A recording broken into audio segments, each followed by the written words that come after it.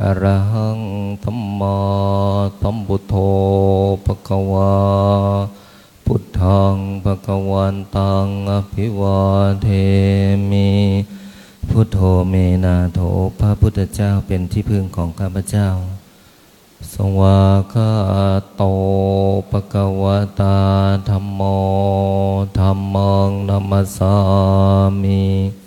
ธัมโมเมนาโถพระธรรมเป็นที่พึ่งของข้าพเจ้าสุปฏิปันโนภะคะวะโตสาวกสังโฆสังฆังนามามิสังโฆเมนาโถพระสงฆ์เป็นที่พึ่งของข้าพเจ้านะโมตัสสะภะคะวะโตอะระหะโตสัมมาสัมพุทธัสสะนะโมวะโตอะระหะโตสัมมาสัมพุทธัสสะนะโมตัสสะอะระหะโตสัมมาสัมพุทธัสสะพุทธังสรณังคัจฉามิระนังคัจฉามิสังฆังสรณังคัจฉามิทุติยัมปิพุทธังสาคัจฉามิทุติยัมปิมังสรณังคัจฉามิทุติยัมปิสังฆังสาคัจฉามิตติยัมปิพุทธังสรณังคัจฉามิตติยัมปินังคัจฉามิตติยัมปิสังฆังคัจฉามิอิติปิโสภะคะวะอะระหังสัมมาชาจาลนะสัมปันโนสุขันโตโลกวิโทอนุตตโรปุริสธัมมา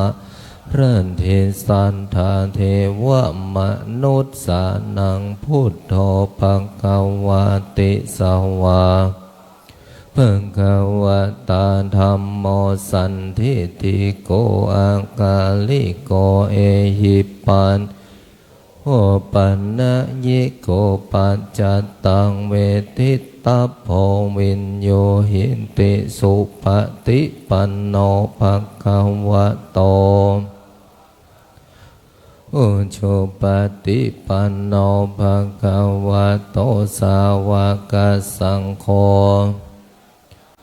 ปันโนภควโตสาวกสังโฆสามิจิปฏิปันโนภควโตตาริปุริสยุคานิอัฏฐปุริสบุคลาเอสะภควโตสาวะอาหุนายโยปาหุนายโยกัลลานิโยอนุตตรังปุญญาโลกัสสันติยังกายเยนะวาจายวะเจตาสาวะพุทเทกุกัมมังเมื่อยายังพุทโธปฏิคันหันตุอัจจยันตังกาลันตาวริตุงวะพุทเทกายเยนะวาจายาวะเจตาสาวะธัมเมกุกัมมังปะกะตังโมปฏิคันหันตุอัจจยันตังกาลันตาเรสังวะลิตุงวะธัมเมกายเยนะวาจายาสังเขกุกัมมังปะกะตังมายายังสังโฆปฏิคันหันตุอัจจยันตังวะลิตุงวะสังเควันธามิพันเตสัพพังอะปะลาทังคะมะทะเมพันเตปุญญัง มินาอนุโมทิตาพังสามินากะตังปุญญังตาพังสาธุสาธุอนุโมทามิ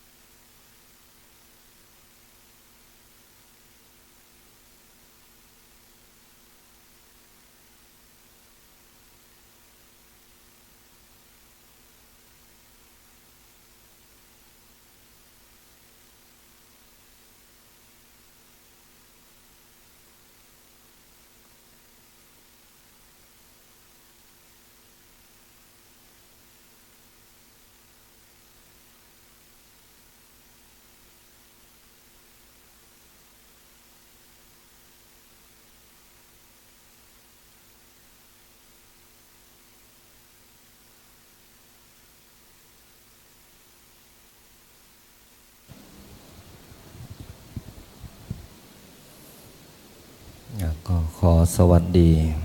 ในภาคบ่าย กับพระนวกะทุกรูปนะที่ได้ประพฤติวัดปฏิบัติกิจในแต่ละช่วงเวลา ซึ่งพวกเรามาเจอกันเป็นช่วงๆของเวลานะแต่พวกเราก็ไม่ทิ้งกิจของสงฆ์เนาะเช้าก็ทำวัดเช้าตักบาตรเมื่อกี้บ่ายโมงมีการสวดมหาจักรพรรดิโดยการนำของท่านครูบาเบียนะที่พระอาจารย์เรียกท่านสัทธิวิหาริกในหลวงตามาวัดถ้ำเมืองนะพอดีวันนี้ต้องภาคเช้าทางวัดนั้นมีกิจกรรมก็คือบวชพระเมื่อวานเราปลงผมเสร็จวันนี้เช้าก็มีการบรรพชาบทสมบทนะพระอาจารย์ก็ลงจากด้านบนมาก็ประมาณเกือบจะบ่าย2 โมงก็นิมนต์ท่านครูบาเบียท่านมานำสวดมหาจักรพรรดิให้กับพวกเรานะเพราะว่าพวกเราสวดอยู่ทุกวันแต่ว่าบางครั้งพลังงานคลื่นความรู้สึกอะไรต่างๆพวกนี้นะก็อาจจะยังไม่เชื่อมโยงหากันถ้ามีพลังงานของหลวงตามามันก็จะเชื่อมถึงกันได้ไวนะซึ่งพระอาจารย์ก็สวดทุกวันมหาจักรพรรดิเหมือนกับวัดถ้ำเมืองนะพระอาจารย์คิดว่าบทนี้นี่ที่พระอาจารย์สวดเนี่ยก็ทำให้อธิษฐานแล้วสำเร็จสิ่งไหนดีก็พยายามที่จะมอบให้กับพวกเราทุกรูปและพวกเราทุกรูปสิ่งไหนที่เห็นว่าจะช่วยกันทำช่วยกันแก้ช่วยกันเปลี่ยนช่วยกันปรับช่วยกันคนละไม้คนละมือคนละแรงเมื่อกี้พระอาจารย์ก็ลงมาพบกับท่านหลวงพี่พิรัตน์วชิระจันโทได้เห็นถึงปัญหาเรื่องขยะภายในวัดที่อาจจะมีการบริหารจัดการโดยที่นำขยะสามารถไปรีไซเคิลใหม่ได้เพราะว่าประชากรที่มาวัดเสาร์อาทิตย์นี่เยอะนะครับที่จริงถ้าวันนี้เป็นวันเสาร์โยมจะเต็มถ้ำเลยแต่ด้านนอกเต็มหมดนะเพราะว่าเขาทำไม่ได้เพราะพระเต็มถ้ำวันนี้พระยึดสักวันหนึ่ง นะยึดสักวันหนึ่งนะเพราะว่าแต่ละที่ก็เต็มไปหมดนะครับด้านหน้าด้านหลังด้านบนเขาทุกห้องทุกชั้นทุก มุมของวัดนะก็มีทั้งผู้ปฏิบัติผู้สวดมนต์นักท่องเที่ยวนักแสวงบุญหลวงพี่ท่านก็บอกว่าเดี๋ยวจะ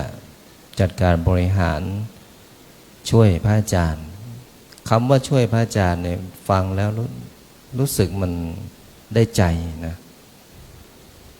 ได้ใจยังไงเพราะว่าการที่พวกเรามาอยู่ด้วยกันได้เห็น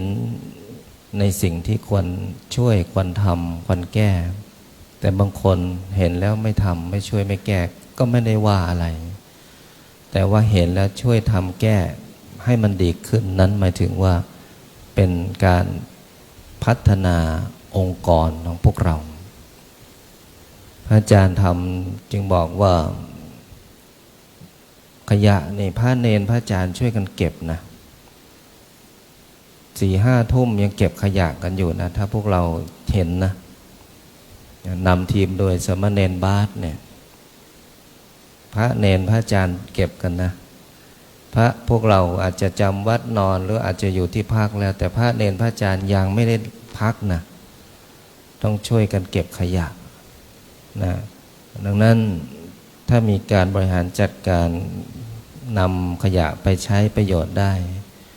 ก็เป็นสิ่งที่ดีเพราะว่าพระอาจารย์เนี่ยมีศูนย์การเรียนรู้เศรษฐกิจพอเพียง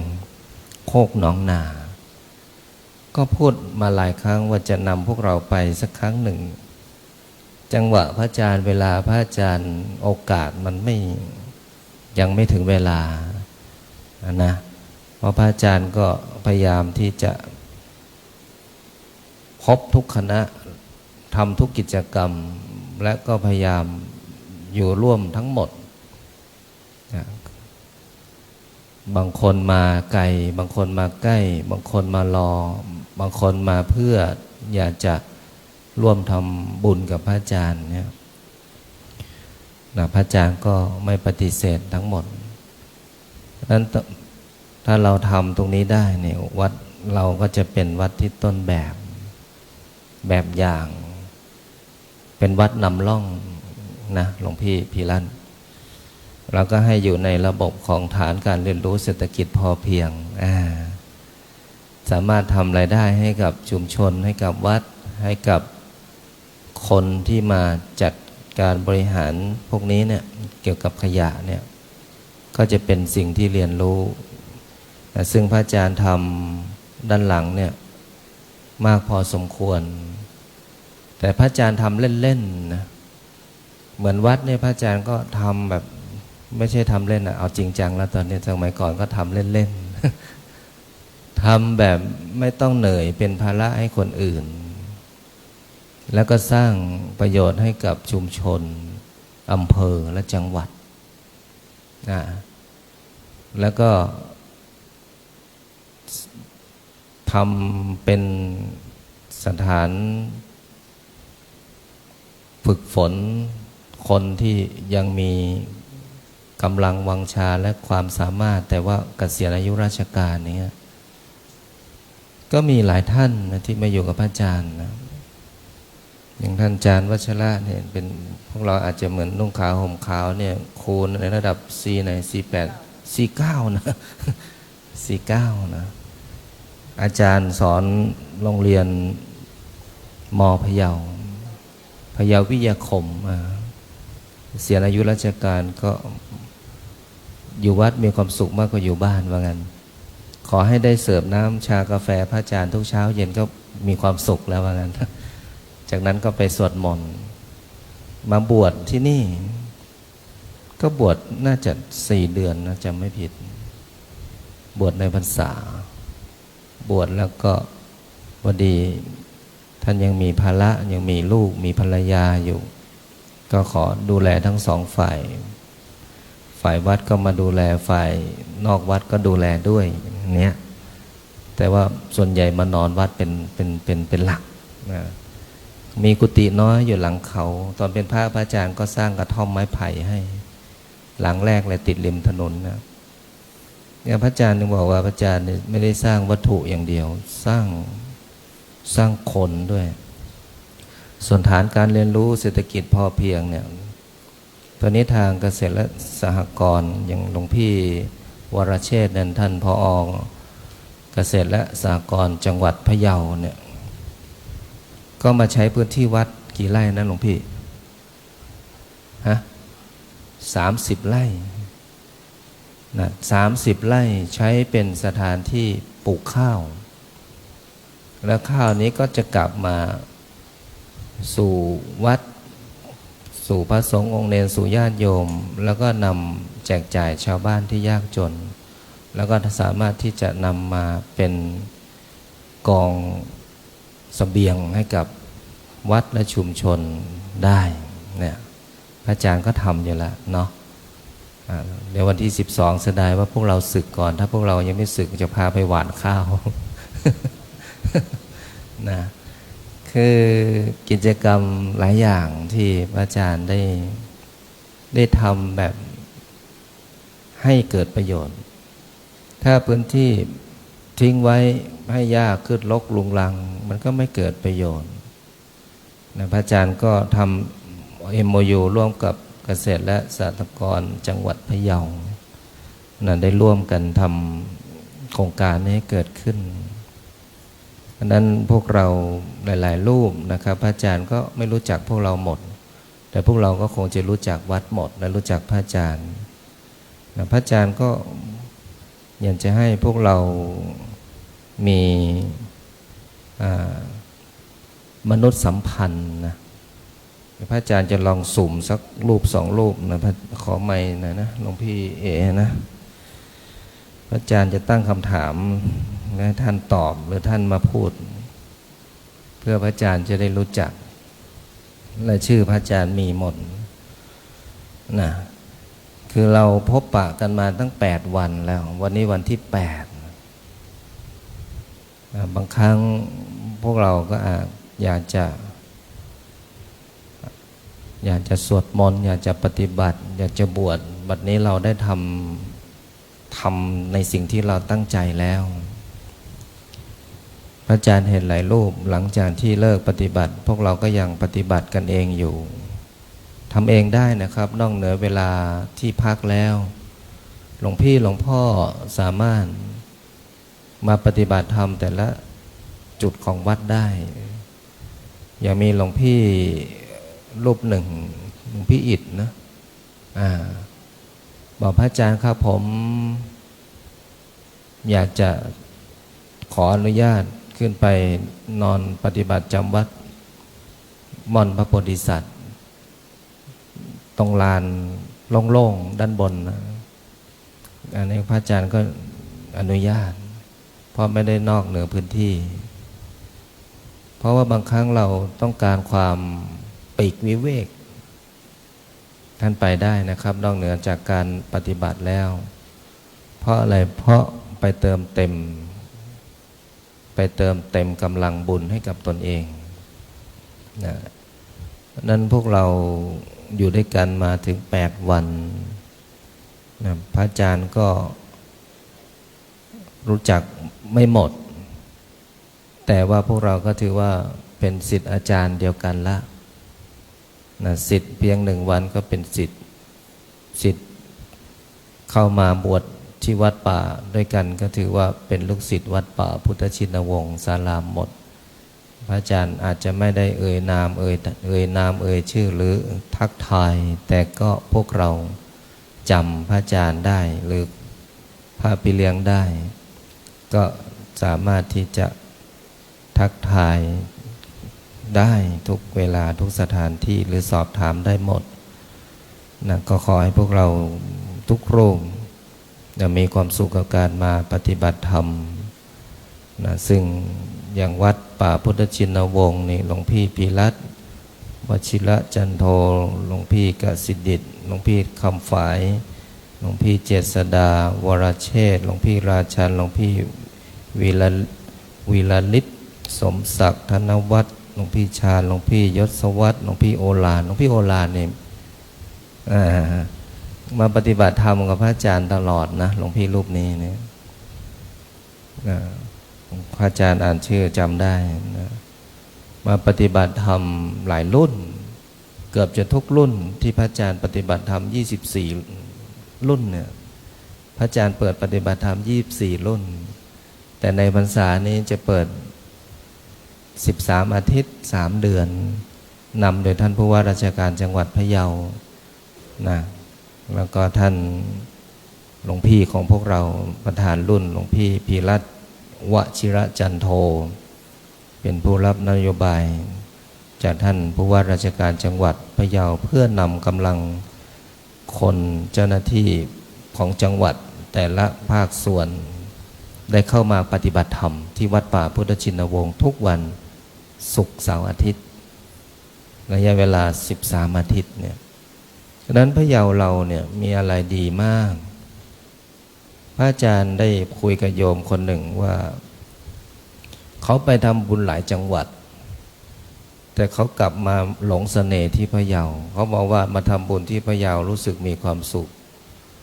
และเขาบอกว่าพะเยาเป็นเมืองของพระ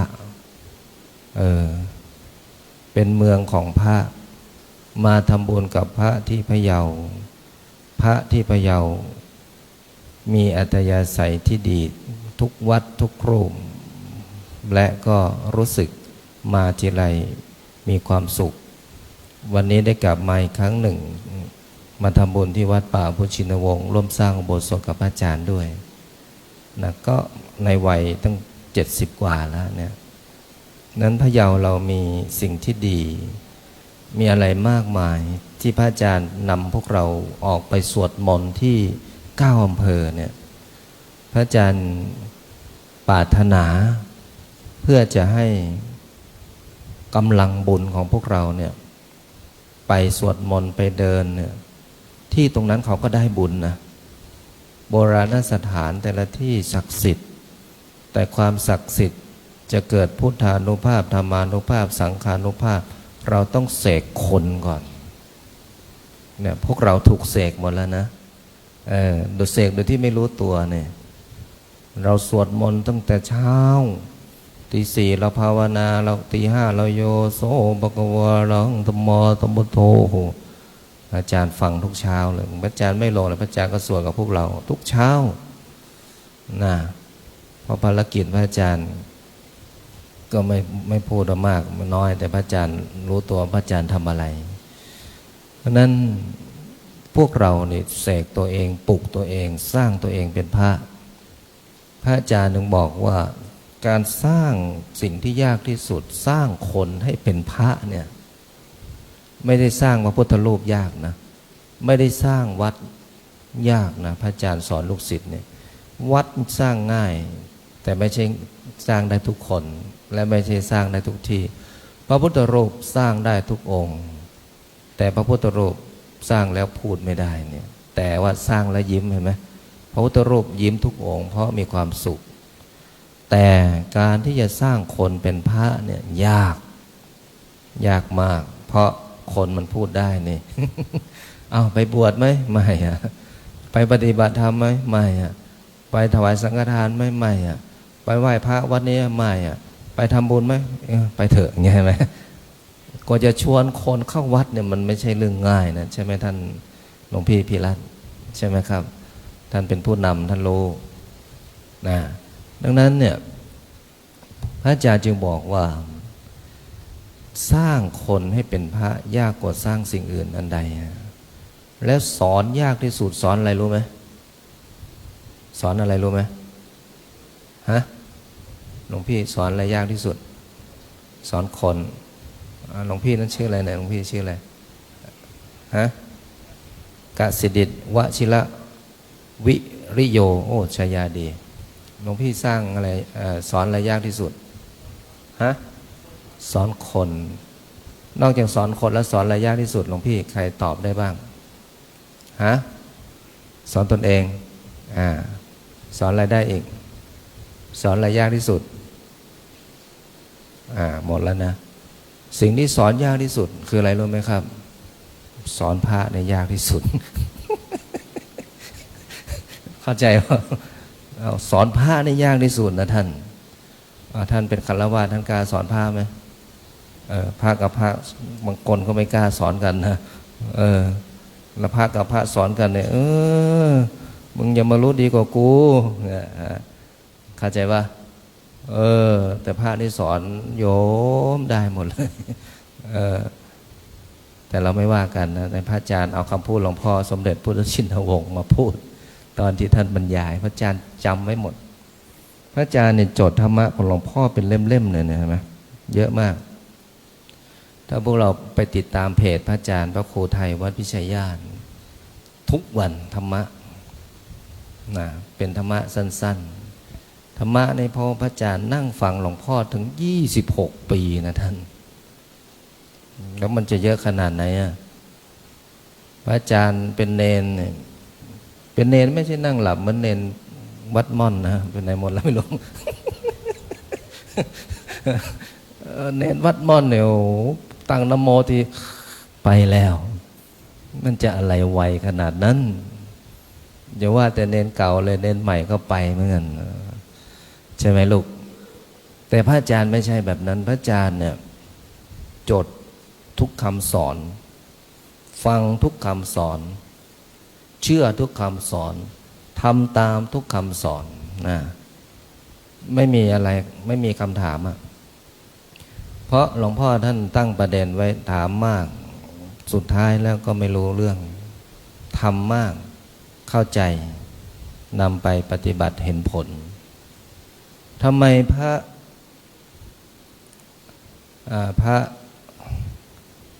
ระสารีบุตรจึงบรรลุธรรมช้าก็เพราะว่าท่านมีปัญญามากที่จริงมีปัญญามากต้องบรรลุธรรมง่ายใช่ไหมหลวงพี่แต่ว่าท่านสงสัยเยอะท่านสงสัยในธรรมของพระพุทธเจ้าท่านก็บรรลุช้ากว่าพระโมคคัลลานะเนี่ยดังนั้นที่พระอาจารย์นำพวกเราพาพวกเราไปสวดไปเดินเพื่อให้กำลังบุญในสถานที่ตรงนั้นและสถานที่ตรงนั้นไม่ใช่วัน2 วันปี2 ปี10 ปี20 ปีบางที่500 ปีบางที่1,000 ปีก็มีและดวงจิตวิญญาณที่ปรากฏอยู่ตรงนั้นที่เขาเฝ้าดูแลตรงนั้นเขาเห็นหลวงพี่โอ้โหการที่จะเอาพระเป็น100 รูปไปสวดมนต์ไม่ใช่เรื่องง่ายนะครับและการที่จะเอานิมนต์พระ100 รูปต้องมีค่าใช้จ่ายแล้วใช่ไหมหลวงพี่ต้องมีค่ารถค่าลาค่าฉันค่าปานะค่านิมนต์อีกนิมนต์ต้องถวายท่านไม่ถวายแล้วไม่ถวายก็ไม่รู้แต่ว่าท่านนิมนต์ต้องถวายนะหลวงพี่พิรัตน์นะแต่ถ้าเชิญถ้าแต่ต้องไม่นิมนต์แต่ไปเองไม่ต้องแต่ถ้าหลวงพี่มานิมนต์ต้องมีนะ นะอันนั้นเราไปในสถานที่ตรงนั้นเนี่ยไปเพื่อให้บุญ1เราได้ฟังธรรม2เราเข้าถึงสถานที่3เราไปแผ่เมตตา4เราไปด้วยความเมตตา5เราไปเพื่อบำเพ็ญ6เราไปเพื่อทัศนะเพื่อจะให้เห็นโลกวิสัยทัศน์ที่กว้างแต่ถ้าพระอาจารย์ไม่เอาออกพระอาจารย์บวชก็อยู่วัดนี่แหละไม่ต้องไปไหนใช่ไหมไม่ใช่แบบนั้นพระอาจารย์จึงนำเรียนถวายในที่ประชุมคณะสงฆ์ว่าปีนี้ขอนำพระนวกะไปนอกพื้นที่เพราะทุกปีหลวงพ่อเจ้าหน้าอำเภอจะมาบรรยายธรรมที่นี่ก็เหมือนว่า1 ชั่วโมงเจอกันแค่นั้นนะแต่พวกเราเดินทางบ่ายโมงบ่าย2บ่าย3 4 โมง4 ชั่วโมงเนี้ยในเส้นทางที่เราไปนะถ้าเรากำหนดจิตแผ่ในรถนะอย่างหลวงพี่ท่านมานำสวดมนต์เมื่อกี้ครูบานะหลวงตาเนี่ยจะให้ตั้งกองบุญแล้วก็ให้แผ่บุญและให้ปรับภพภูมิและให้ครอบวิมานและให้กระจายกำลังบุญก็เหมือนพระอาจารย์กำลังทำอยู่ตรงนี้แต่พวกเรายังไม่เข้าใจเพราะในสิ่งที่พระอาจารย์ทำบางครั้งพระอาจารย์ไม่ได้อธิบายแต่คนที่รู้ ก็จะเข้าใจคนที่เคยทำเคยปฏิบัติเคยสวดมนต์ในขณะที่เดินทางแล้วก็แผ่สัพเพพุทธาสัพเพธัมมาสัพเพสังฆาปรัปปตาปัจเจกานันจะยังพรังอรหันตานันจะเตเชนะอัคขังปันธามิสัพพโสจิตมันไปแล้วเห็นไหมถ้ามีสมาธิกำลังมันพุ่งเลยมันพุ่งออกเลยฝึกไว้ดูลองดูดังนั้นที่เราไปแต่ละที่ไม่ใช่ไปเพื่อเดินสร้างภาพหรือไปเพื่อสร้างภาพไม่ใช่เจตนาของพระอาจารย์คนที่เห็นพวกเราถือว่าโชคดีเพราะเราไม่ต้องไปโปรโมทว่าเราจะไปตรงนั้นตรงนี้ไม่มีใครรู้หรอกเส้นทางแต่ละการเดินทางพรุ่งนี้ไปวันนี้กำหนดก็มีพระอาจารย์จะเป็นแบบนั้นไปโปรดสถานที่วิญญาณพระอาจารย์ชอบอยู่กับวิญญาณนี่จิตวิญญาณหมดนะท่านรู้ไหมว่าท่านอยู่กับอะไรบ้างนี่รอบๆตัวของเราเนี่ยเราจะมองแค่รูปลักษณ์ของท่านสวยอย่างเดียวไม่ได้นะถ้าเรามองเข้าไปเนี่ยมีหลวงพี่รูปไหนฝันอะไรบ้างไหมฮะหรือไม่ฝันอะไรเลยพระอาจารย์ตื่นก็ดึกตื่นก็เช้านอนก็ดึกถึงห้องหลับเลย ไม่มีอะไรเลยพระอาจารย์นอนฝันดีไม่นอนฝันอะไรเลยหลับดีนะอันนี้ก็เป็นความโชคดีของท่านที่ท่านนอนด้วยกัน40-50แล้วท่านหลับได้นี่ถือว่าโชคดีนะแต่ท่านหลับก่อนถือว่าโชคดีหลับหลังในโชคร้ายเพราะหลับก่อนในเสียงมา นะแต่ถ้าท่านไม่รำคาญนะท่านอย่ารำคาญนะท่านบอกโอ้พระอาจารย์ปีหน้าน่าจะจัดห้องเดี่ยวน่าจะดีกว่าถ้าห้องรวมเนี่ยผมจะหลับได้เนี่ยมันต้องมีคนคิดแหละแต่ว่าอย่ารำคาญนะครับท่านลองกำหนดดูนะท่านลองปล่อยไปตามอารมณ์สบายๆเอาฟังเสียงกล่อมเอามาดูซิว่าถ้าท่านหลับได้เนี่ยท่านผ่านนะครับผ่านด่านทดสอบนะผ่านด่านทดสอบนะถือว่าท่านผ่านด่านความอดทนนะการเดินทางไปแต่ละเส้นทางในพระอาจารย์กำหนดโดยที่หลวงพ่อเจ้าอำเภอเป็นผู้กำหนดในอำเภอนั้นมีอะไรศักดิ์สิทธิ์โบราณสถานไปนั้นการบวชในครั้งนี้เนี่ยเป็นธรรมะสัญจรนอกพื้นที่ส่วนวันนี้กับเมื่อวานเพราะพระอาจารย์กับทีมงานมีภารกิจจริงๆก็มีทุกวันนะครับท่านจะเห็นว่าพระอาจารย์กับพระภายในวัดทุกรูปไม่ได้หยุดนะครับไม่ได้หยุดเลยและก็ไม่ใช่เฉพาะ15วันนะครับทั้งปีครับ365หลวงพี่หลวงพ่อที่อยู่วัดม่อนอยู่ทนไม่มรณภาพถือว่าสุดยอดแล้วเนี่ยแต่ก็ยังไม่มีใครมรณภาพนะแล้วก็ไม่มีใครมรณภาพแน่นอนเพราะยังไม่ถึงวัยอันควร100 ปีหมดทุกรูปอ่ะ ดังนั้นพวกเราเนี่ยบันทึกบุญนะครับเพราะพระอาจารย์เนี่ยอยู่กับพ่อแม่ครูบาอาจารย์ที่ท่านนำทำท่านไม่ใช่พูดและท่านไม่ใช่สั่งแต่ท่านทำให้เห็นทำให้ดูที่พระอาจารย์บอกไงว่า26 ปีที่พระอาจารย์อยู่กับพระเดชพระคุณหลวงพ่อสมเด็จมันซึมซับนะแล้วก็สิ่งที่พระอาจารย์ทำเนี่ยมันเป็นการต่อยอดเพราะที่วัดพิชัยญาติบวชทุกปีบวชกับกระทรวงกลาโหมดังนั้นลูกศิษย์พระอาจารย์ถ้าอยู่กรุงเทพก็ส่วนใหญ่ก็เป็นข้าราชการหมดเพราะพระอาจารย์ซ้อมเองก็บอกแล้วซ้อมตั้งแต่อายุ17เนี่ยคิดดูดิแล้วก็วางมือตอนอายุ32ก็กี่ปีถ้าซ้อมนาคนะแต่บวชเนี่ยเขาบวชทุกปีดังนั้นพวกเราได้รับสิ่งดีๆทุกวัน อาจารย์ก็เพิ่มกำลังบุญให้พวกเราเพราะว่าเวลาของพวกเราที่บวชเนี่ยมันน้อยที่จริง365วัน1ปีก็ถือว่า1ปีถ้าบุคคลใดที่ทำงานอยู่กับหน้าที่1ปีนี้มันไวและบางครั้ง24ชั่วโมงใน1วันยังไม่เพียงพอกับสิ่งที่ทำนะครับนะแต่ถ้าสำหรับคนที่ว่างก็ไม่รู้ว่า1วันนี้มันทำไมนานนะแต่สำหรับคนที่ไม่ว่างเลย1วันทำไมไม่พอใช่ไหมครับอย่างท่านปลัดจะขึ้นไปรองผู้ว่าเดี๋ยวรู้นี่ขึ้นไปถึงผู้ว่าก็ไม่มีเวลาหรอกอย่างท่านเมื่อวานท่านผู้ว่าราชการจังหวัดพะเยามาวัดเราไปขึ้นเครื่องต่อกรุงเทพอีกกลับจากกรุงเทพลงไปที่เชียงใหม่อีกเพราะว่าไปร่วมงานศพของท่านพ่อของท่านผู้ว่าท็อปอดีตท่านก็เป็นผู้ว่าจังหวัดพะเยาแต่พ่อของท่านเป็นอดีตผู้ว่าจังหวัดลำพูน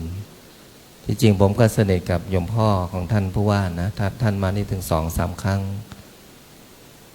แต่โดยภารกิจภาระหน้าที่ที่ผมทำผมถ้าทำหน้าที่แล้วผมจะไม่ทิ้งหน้าที่ผมจะอยู่จนเสร็จสิ้นคือผมทำแบบนี้ถ้าสิ่งไหนที่ได้ทำแล้วรับผิดชอบต่อหน้าที่ทำหน้าที่ให้สมบูรณ์ให้เรียบร้อยเพราะนั้นถ้าผมทิ้งพวกท่านไปหลายวันในกรุงเทพผมยังไม่ไปเลยเดือนนี้ผมตัดหมดเลยครับผมเอาพวกท่านอยู่กับพวกท่านดังนั้นพวกเราต้องให้ใจกันถ้าเราให้ใจกันเนี่ยมันได้ทุกอย่างครับอย่างผมให้ใจพระนวกะทุกรูปเนี่ยเมื่อให้ใจเราจะเห็นใจกันเช่นเราอยู่ตรงไหนความสะอาดต้องมีตรงนั้นถ้าเราเห็นขยะขวดน้ำตกไม่ใช่ของเราเราก็บอกไม่ใช่ของเราถ้าเห็นขยะก็เราก็ไม่ได้ทิ้งแต่ถ้าเราคิดว่าเราจะทำให้วัดที่เราบวชสะอาดเก็บทิ้งหรือสิ่งไหนที่มันขาดไปมันจะเติมเต็มบางครั้งพวกเรามีความสามารถเช่นพระอาจารย์ได้พระที่ไม่สึกเนี่ยหลายรูปเนี่ยที่ไม่สึกเป็นช่างไฟช่างน้ำช่างกลช่างยนต์ซ่อมแซมบำรุงเชื่อมซ่อมพระอาจารย์ได้เกือบหมดเลยแล้วก็พระแผนกตัดหญ้าก็มีหลวงพี่ท่านชอบท่านบอกว่าตอนนั้นท่านอยู่ท่านเห็นแล้วอยากจะพัฒนาให้มันสะอาดพระอาจารย์ก็ไปซื้อเครื่องตัดหญ้าให้คนละเครื่องเลยเอาสิถวายเครื่องตัดหญ้าเลยนั้นหลวงพี่พระอาจารย์หลังจากที่สวดมนต์ทำวัดเช้าจะไม่เห็นเลยจะเห็นอยู่นู่นบนเขารอบเขาตัดหญ้าแต่เวลาทำกิจของสงฆ์ไม่ขาดนะครับเพราะที่นี่มีสโลแกนอยู่5อย่างใครจะมาอยู่คำสั่งเลยครับกิน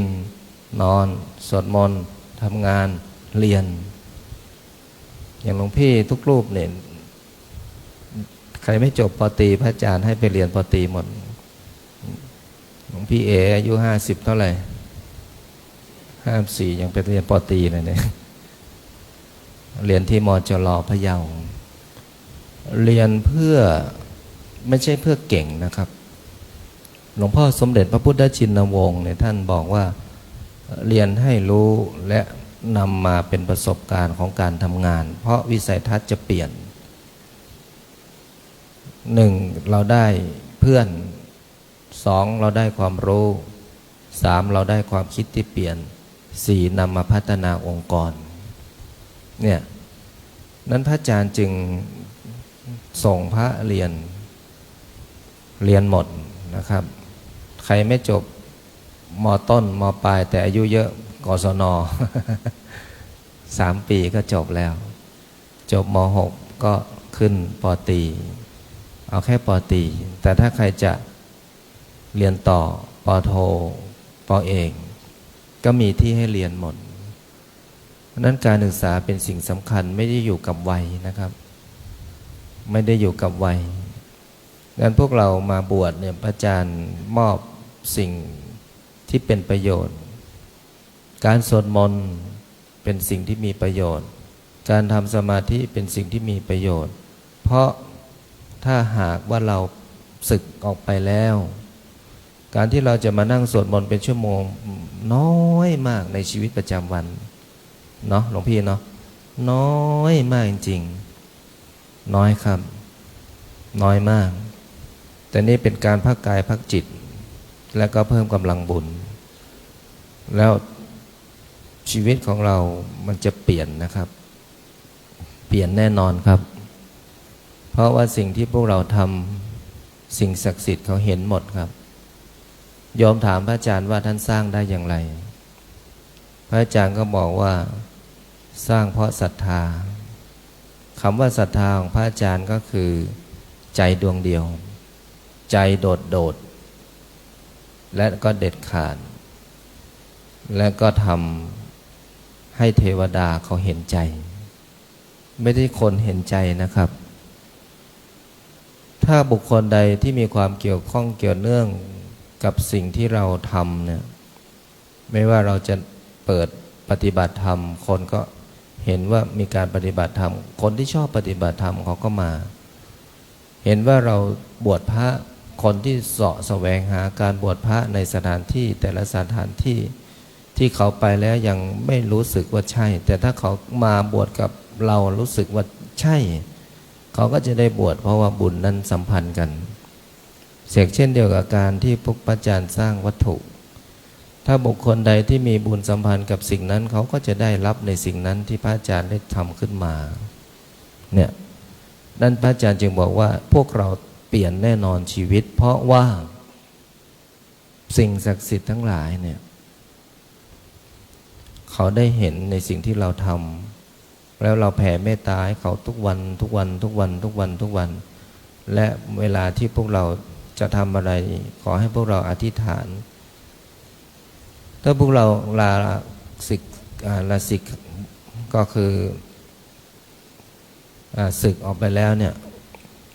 ก็สามารถระลึกนึกถึงหลวงพ่อสมปรารถนาในถ้ำได้นึกมาอธิษฐานมากำลังบุญเกิดกำลังใจเกิดกำลังจิตเกิดเนี่ยมันก็จะทำให้พวกเรามีที่ยึดเหนี่ยวมีกำลังของจิตมีกำลังของบุญและจิตวิญญาณกับจิตที่พวกเราอธิษฐานมันเชื่อมหากันได้มันเข้าถึงหากันได้พระอาจารย์จึงบอกว่าพระอาจารย์ชอบอยู่กับวิญญาณมากกว่าคนตอนที่หลวงตามาสอนว่าพระครูเอาผีมาเป็นเพื่อนเอาผีมาเป็นบริวารก็ยังนึกจะไปคุยยังไงกับผี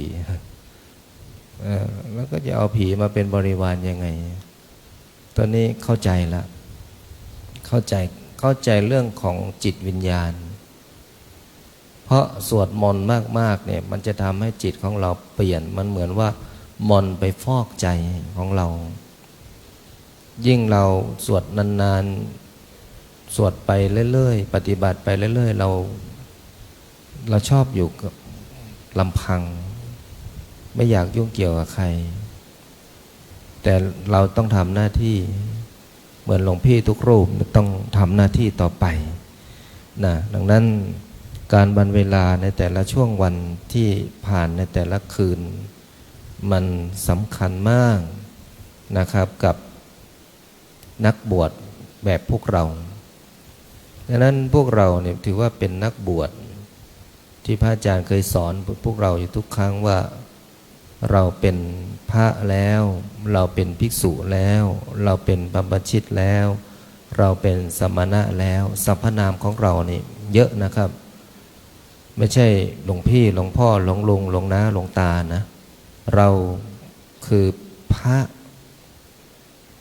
และเราก็เป็นภิกษุและเราก็อยู่ในความเป็นสมณะและเราก็เป็นบรรพชิตท่านรู้ไหมว่าคำว่าพระแปลว่าอะไรที่นี่ท่านรู้ไหมว่าภิกษุคืออะไร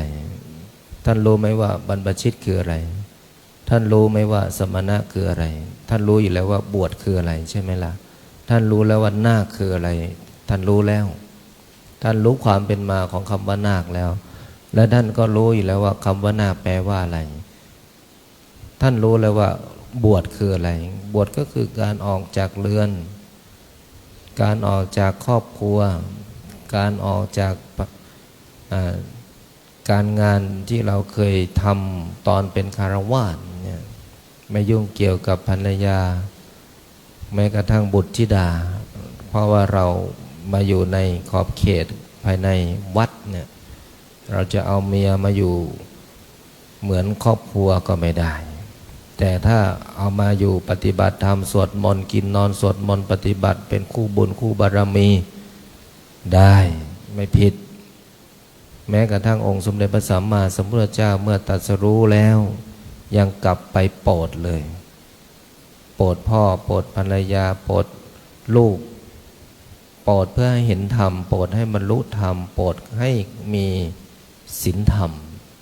ดังนั้นไม่ผิดนะครับการที่พวกเราได้สรรพนามของความเป็นพระก็คือผู้ประเสริฐเหมือนกันนะเราจะพระก็คือผู้ประเสริฐประเสริฐในที่นี้ก็คือประเสริฐโดยศีลธรรมประเสริฐโดยศีลธรรมแต่ความเป็นนาคเราย้อนไปถึงพญานาคมีทั้งสัมมาทิฏฐิแล้วก็มิจฉาทิฏฐิพญานาคบางองค์บางตนไม่ได้ตั้งอยู่ในธรรมบำเพ็ญไม่มีปฏิบัติก็ไม่มีแต่บางองค์ตั้งอยู่ในศีลปฏิบัติอยู่ในธรรมแต่ว่าเขาได้กายไม่ใช่มนุษย์แต่พวกเราได้กายเป็นมนุษย์จึงบวชได้จึงมีคำถามว่ามนุษย์โสสิคุณเป็นมนุษย์หรือไม่เราก็ตอบว่าอามะพันเตเป็นปุริโสสิคุณเป็นผู้ชายหรือไม่เราก็ตอบว่าอามะพันเตเป็น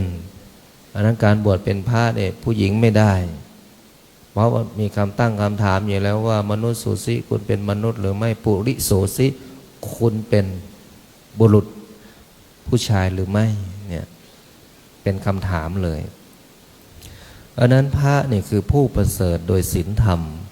ที่นี่จะประเสริฐโดยศีลธรรมได้อย่างไรก็คือ3 ทางจำไว้นะ3 ทางของความเป็นพระที่จะอยู่ประเสริฐโดยมีศีลธรรมทางกายทางวาจาและทางจิตใจเนี่ยคำว่าภิกษุที่เราได้ยินคำว่าภิกษุรูปนั้นรูปนี้รูปหนึ่งรูปใดพระภิกษุพระภิกษุกสิดิษฐ์เนี่ยพระภิกษุวรเชษฐ์เนี่ยพระภิกษุชาญเนี่ยพระภิกษุโอฬารพระภิกษุชัยพระภิกษุปีชาเนี่ยบางครั้งเราเห็นว่าพระนำหน้าแต่บางครั้งก็เห็นว่าภิกษุนะทีนี้ภิกษุคืออะไรคำว่าภิกษุคืออะไรทีนี้ภิกษุก็คือผู้ที่ทำลายล้างความชั่วนะภิกษุคือผู้ที่ทำลายล้างความชั่วความชั่วมันเกิดจากกายวาจาใจถ้าเราเป็นภิกษุแล้วเป็นพระแล้วยังประพฤติชั่วอยู่ก็ไม่ใช่พระภิกษุเนี่ยในการเจริญพรหมวิหาร4เนี่ยที่พวกเราเป็นพระเนี่ยถ้าพวกเราเจริญพรหมวิหาร4จะเป็นพระที่มีเมตตาพระที่มีเมตตาคนก็เข้าอย่างหลวงปู่พระเทพยานเวทีของพวกเราเนี่ยอายุ92 ปีความจำยังเป็นเลิศอัตยาศัยยิ้มก่อนทักก่อนให้ธรรมะก่อนนี่คือเมตตานะครับใครเข้าใกล้ก็รู้สึกเย็นใครสัมผัสก็รู้สึกอบอุ่นลองหลวงพี่ดูถ้าหลวงพี่ไม่มีเมตตาใครเข้าใกล้รู้สึกร้อนวาบๆเลยถ้าร้อนวาบๆเนี่ยหลวงพี่ต้องพิจารณา แต่ถ้าหลวงพี่เจริญเมตตาเนี่ยแม้กระทั่งสรรพสัตว์น้อยใหญ่ที่เป็นสัตว์เนี่ยเขาอยู่ใกล้เขารู้สึกปลอดภัยดังนั้นเราต้องเจริญเมตตาไว้บรรพชิตแปลว่าเว้นที่เราได้ยินคำว่าบรรพชิตก็คือพระก็เป็นพระนั่นแหละแต่ว่าสรรพนามอีกอย่างหนึ่งของพวกเราก็คือบรรพชิต เว้นเนี่ยเว้นจากสิ่งที่ไม่ดีเว้นจากสิ่งที่เป็นอกุศลเว้นจากสิ่งที่ชั่วร้ายเนี่ยถ้าเราไม่เว้นตรงนี้เราก็ไม่ใช่พระอีกละไม่ใช่บรรพชิตคำสุดท้ายก็คือสมณะสมณะคือนักบวชแบบพวกเราเนี่ยสมณะแปลว่าผู้ที่มีความสงบระงับเพราะนั้นถ้าเราเป็นพระเราไม่สงบความเป็นพระก็ไม่เกิดเกิดแล้วแต่ว่ามันยังเป็นวิสัยของคนธรรมดาแต่ถ้าเราเป็นสมณะแล้วเราปฏิบัติธรรมแล้วเรามีพ่อแม่ครูบาอาจารย์ที่สั่งสอนอบรมมาดีเขาไม่ได้ดูพวกเรานะเขาจะดูครูบาอาจารย์นะเขาจะดูพระพี่เลี้ยงเขาจะดูพระครูไทยนะถ้าพระวัดม่อน102 รูปโอ้ทำไมสงบดีจังสงบแล้วก็รู้สึกสุขขุมลุ่มลึกนิ่งเขาดูเลยโอ้ถามว่าบวชไหนนี่บวชวัดป่าพุทธชินวงศ์สารามเห็นไหมความศรัทธาในตัวบุคคลมีแล้วความศรัทธาที่จะต่อมาก็คือในสถานที่เหมือนพวกเราเนี่ยมาบวชที่นี่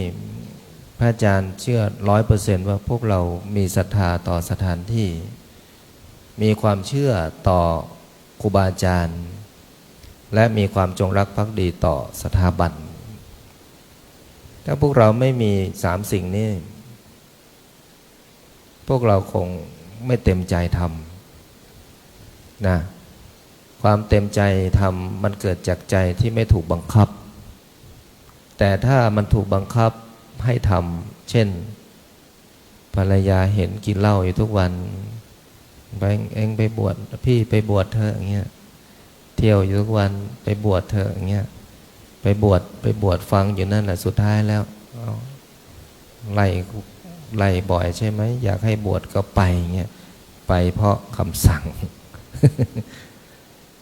แต่ถ้าเรามาด้วยจิตที่ศรัทธาเนี่ยมันจะมีความสุขมากนะครับนั้นวันนี้พวกเราได้รับสิ่งดีๆพระอาจารย์ก็ดีใจและพวกเราช่วยพัฒนาองค์กรวัดไม่ใช่ของบุคคลหรือบุคคลใดวัดไม่ใช่ของผู้สร้าง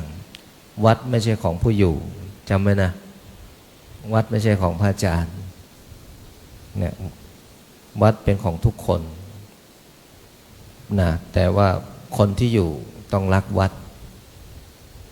คนที่อยู่ต้องดูแลวัดคนที่อยู่ต้องรักษาวัดและคนที่อยู่วัดก็คือพระสงฆ์สามเณรอุบาสกอุบาสิกาแม่ชีอย่างเงี้ยนั้นคนที่เข้าวัดเพื่ออะไรเพื่อความสบายใจคนที่เข้าวัดเพื่ออะไรเพื่อทำบุญคนที่เข้าวัดเพื่ออะไรเพื่อให้ชีวิตดีคนที่เข้าวัดเพื่ออะไรเพื่อให้จิตใจสงบคนที่เข้าวัดเพื่ออะไรเพื่อมาทำดีแล้วสิ่งดีๆจะกลับคืนมาในชีวิตเนี่ยถ้าเราคิดอย่างนี้นะท่านจะมีความรู้สึกว่ามาแล้วได้จากสิ่งที่ได้มาเนี่ยได้มาวัดถามกลับไปถึงพ่อถามกลับไปยังหลวงพี่ทุกรูปว่าเราบวชเราได้อะไรต้องมีคำตอบนะครับเราบวชเราได้อะไรหลวงพี่ชาญรูปไหนนี่หลวงพี่ชาญหลวงพี่ชาญมานี่มาโอ้อยู่อีสานมาแมนบ่นี่ขอไมค์ให้หลวงพี่ชาญนะหลวงพี่ชาญบวชได้อะไรหลวงพี่ชาญวชิระเมธีฉายาดีเลยหลวงพี่มาจากไหนหลวงพ่อก็ได้หลวงพ่อมาหลวงพ่อชาญอาจารย์ไม่รู้ใครเป็นใครพระอาจารย์จะสุ่มเอานะ ลวงพ่อชาญมาจากไหนแนะนำตัวหน่อยหันหน้าไปทางโน้นจะได้ ผมมาจากกำแพงเพชรครับผม หลวงพ่อทราบข่าวได้ยังไงที่มีโครงการบวช ผมพ่อภาพข่าวมาจากคุณเฉลิมครับคุณเฉลิมแนะนำผมมาครับ ให้มาสมบทนาคหมู่ครับ พระเฉลิมชาติครับผมรู้จักคุณเฉลิมชาติ หลวงพ่อเคยมาวัดได้กี่ครั้งแล้ว มาครั้งนี้ครั้งที่3ครับผม ครั้งที่3แล้วหลวงพ่อเคยบวชมากี่ครั้งแล้ว บวชมาครั้งเดียวครับผม ครั้งแรกเหรอ ครั้งแรกนี่บวชอยู่ตั้งแต่อายุ20ครับผม แล้วตอนนี้หลวงพ่ออายุเท่าไหร่ละ ตอนนี้ผมอายุ67ครับผม เมื่อกี้เรียกว่า26เมื่อกี้ทำท่า67ครับผม 67บวชตอนแรกอายุ20ครับผม บวชตอนแรกกับบวชตอน2นี่แตกต่างกันไหมหลวงพ่อแตกต่างครับผม หลวงพ่อลองพูดความแตกต่างให้ฟังหน่อยสักนิดหนึ่งบวชครั้งแรกผมไม่ได้คิดอะไรเลยครับมันบวชตามอะไรตามธรรมเนียมนะครับทำธรรมเนียมครับผมเพิ่งอายุบวชก็บวชแต่ตอนนี้บวชมาภาวนาครับมาได้ดีครับหลวงพ่อสบายใจไหมบวชครั้งนี้สบายใจครับผมก่อนบวชหลวงพ่อมีความไม่สบายใจใช่ไหมครับมีความกังวลหลายอย่างเกือบจะไม่ได้บวชไหมครับผมแต่หลวงพ่อก็ผ่านอุปสรรคนั้นได้ใช่ไหมครับผมตอนนี้หลวงพ่อสวดมนต์ก็แผ่เมตตาทุกวันไหมทุกวันนะครับผมนอกจากหลวงพ่อบวชเข้ามาแล้วหลวงพ่อสบายใจหลวงพ่อรู้สึกยังไงในขณะที่หลวงพ่อสวดมนต์รู้สึกปลาบปลื้มใจครับดีใจที่ได้มาในบวชครั้งนี้ครับครั้งหนึ่งในชีวิตหลวงพ่อได้มาบวชที่นี่รู้สึกดีใจเนาะครับผมหลวงพ่อจะมีอะไรฝากเป็นธรรมะไหมผมพูดไม่ค่อยเป็นนะครับผมไม่เก่งครับผมผมพูดไม่เก่งครับผมไม่จะพูดจะไปยังไงพูดไม่เก่งครับผมพูดไม่ค่อยเก่งครับผมโอเคไม่เป็นไรแต่ก็ดีใจที่ได้บวชเนาะครับผมก็ขอโมทนากับหลวงพ่อชาญมาจากกำแพงเพชรเอาล่ะขอโมทนาหลวงพ่อสาธุ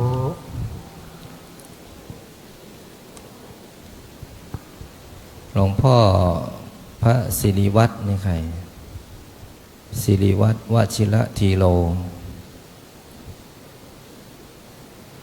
เอาวัดละรูป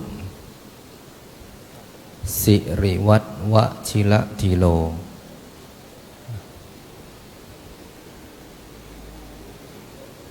หลวงพ่อเมื่อกี้เจอกันหน้าห้องน้ำใช่ไหมอาจารย์จำได้แนะนำตัวเองหน่อย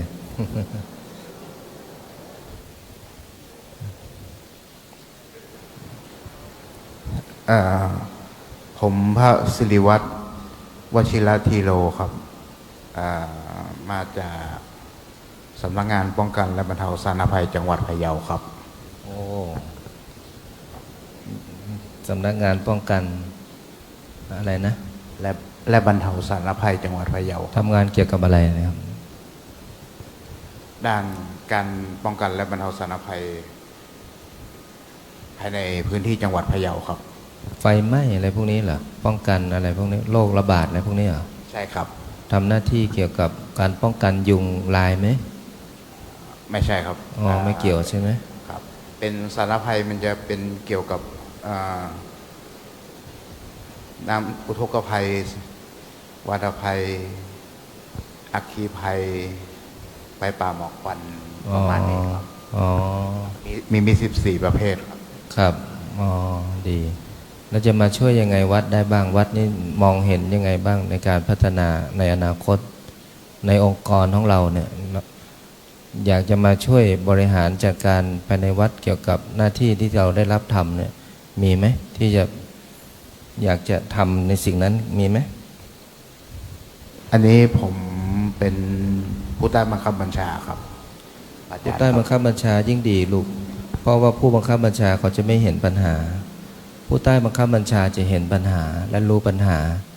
ถ้าเราเป็นผู้ใต้บังคับบัญชาบางครั้งเราก็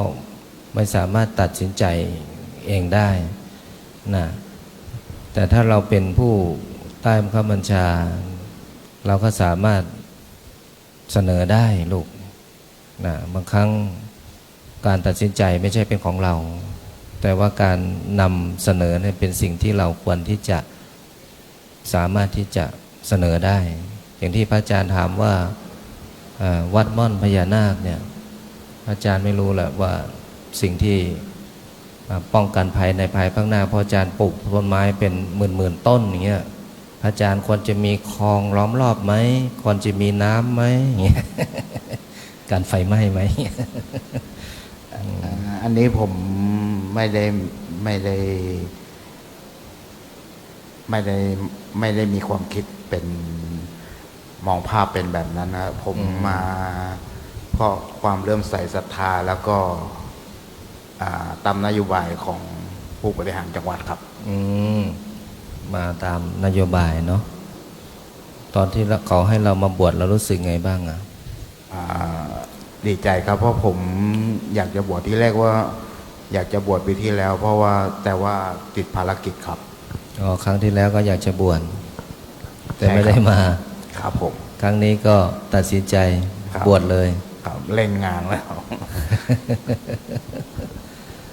บวชมากี่ครั้งแล้วผมยังไม่เคยบวชครับเป็นครั้งแรกครับบอกความรู้สึกครั้งแรกหน่อยดีใจครับ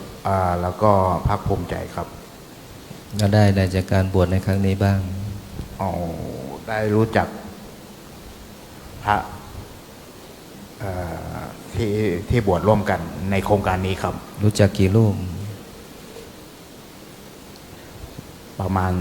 30% ครับโอ้โหรูปไหนที่เราสนิทที่สุดพระวชิระปาโลครับพระอะไรนะวชิระปาโลครับพระวชิระปาโลอยู่ใกล้กันครับอยู่ใกล้กันนะแล้วพากันไปสูบบุหรี่ไหมไม่สูบครับตรงนี้ดีมากเลยลูกดีมากเราสูบบุหรี่ไหมไม่สูบครับดีมากจากการบวชในครั้งนี้ก็เกิดจากผู้บังคับบัญชาเชิญชวนให้มาบวชแล้วเราก็สมัครบวชแล้วก็เราก็ตั้งใจที่อยากจะบวชอยู่แล้วครั้งหนึ่งของชีวิตเป็นคนที่ไหนลูกผมเป็นคนอำเภอพานจังหวัดเชียงรายครับโอเคอายุเท่าไหร่แล้วปีนี้อายุ50ครับ50อีก10 ปีเกษียณอายุราชการครับเวลาเราสวดมนต์เรารู้สึกไงบ้างสวดมนต์รู้สึกว่าตอนแรกมันรู้สึกเมื่อยครับปวดเมื่อยครับแล้วก็สวดไปเรื่อยๆแล้วรู้สึกว่าระบบหายใจมันคล่องครับเมื่อยเพราะว่าน้ำหนักเราเยอะหายใจเพราะว่าเราอ้วนครับดังนั้นเราก็ต้องฉันวันละมื้อ15 วันเนี่ยร่างกายจะดีแล้วเวลาสวดมนต์เมื่อยเพราะว่ามันกดทับนานแต่ว่าสวดมนต์ไปนานๆรู้สึกหายใจคล่องนั่นคือสมาธิที่กำลังจดจ่อกับการสวดมนต์แล้วก็ลมหายใจเราก็ดีระบบหายใจเราก็คล่องแล้วก็จิตใจของเราก็โฟล์ร่างกายเราก็ดีเมื่อจิตดีร่างกายดีนั้นหมายถึงว่าการสวดมนต์ไปฟอกจิตนะก็สวดต่อไปแล้วสวดมนต์กับนั่งสมาธิชอบแบบไหนชอบทั้ง2 อย่างครับชอบ2 อย่างเสมอกันครับผมแล้วสวดมนต์นั่งสมาธิกับเดินเมื่อวานรู้สึกแบบไหนเดินจงกรมก็ชอบครับเดินจงกรมชอบระยะที่1กับระยะที่2กำหนดทันไหมทันครับผมทำตามผู้อาวุโสเดินละครั้งไม่ยกครับเอียงไหมเซไหมไม่เซครับตรงเลยครับดีมากจำได้ไหมระยะที่1ว่ายังไงยกหนอไม่เป็นไรว่าเลยยกหนอก้าวหนอเหยียบหนอครับระยะที่1ก็คือขวาย่างหนอซ้ายย่างหนอระยะที่2ยกหนอเหยียบหนอ มื่อวานเราได้กี่ระยะ สองระยะครับ โอเค มีสติไหมตอนเดิน มีครับ ง่วงไหม ไม่ง่วงครับ ไม่ง่วงโอเค ครั้งแรกในชีวิต ครับผม แล้วจะมีครั้งที่สองอีกไหม ไม่แน่ใจครับ ไม่แน่ใจ ครับ ยังไม่มี โอเค ไม่ได้วางแผนครับ ยังไม่ได้วางแผน ครับ โอเค ครับ เรื่องของอนาคต ครับ ว่ากติธรรมนี้ละอดีตว่า อะ ละอดีต ละอดีต ทิ้งอนาคต ทิ้งอนาคต อยู่กับปัจจุบัน อยู่กับปัจจุบัน ท่องดิ ละอดีต ทิ้งอนาคตอยู่กับปัจจุบัน จำไว้นะครับ จำได้ไหม ละอดีต ทิ้งอนาคตอยู่กับปัจจุบัน แล้วเวลาเขาถามว่าคุณบวชมาคุณได้อะไรละอดีตทิ้งอนาคตอยู่กับปัจจุบันสวนอย่างนี้เลยนะครับ เข้าใจไหม ครับ ขอบพระคุณครับ โอเคต่อไป วัดที่สามหลวงพ่อไกรสอนหลวงพ่อไกรสอนหลวงพ่อไกรสอนวชิระวิชโชพระไกรสอนบวชบ้านวัดกาถีนะวัดกาถีนะอันนี้มนต์หลวงพ่อขึ้นมาด้านบนมาเลยครับหลวงพ่อไกรสอน